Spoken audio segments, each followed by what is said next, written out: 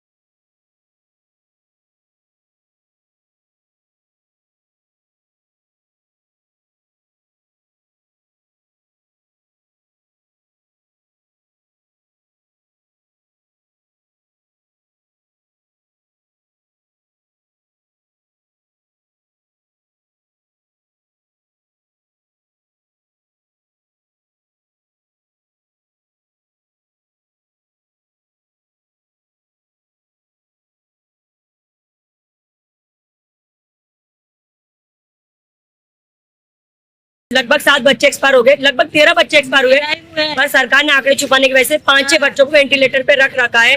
कल 2 बच्चे सीरियस हालत में थे तो उनको कोटा पहुंचाया गया। पर सबसे दुर्भाग्य की बात रही है कि ये घटना नहीं, सरकार ने हत्या करवाई है बच्चों की, क्योंकि सरकारी बिल्डिंग में अगर कोई बच्चा मरा है तो ये सबसे दुर्भाग्यपूर्ण की बात है और देश के लिए भी। पर आप देखिए, जब माता पिता परिजन बच्चों के अस्पताल झालावाड़ हॉस्पिटल में धरने पे बैठे थे अपने बच्चों की डेड बॉडी को लेकर, और सरकार ने उन पे लाठी चार्ज कराया, परिजनों की भी लगी है।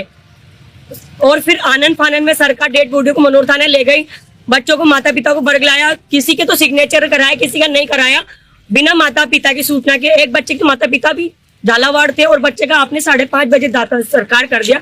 सरकार क्या छुपाना चाहती है?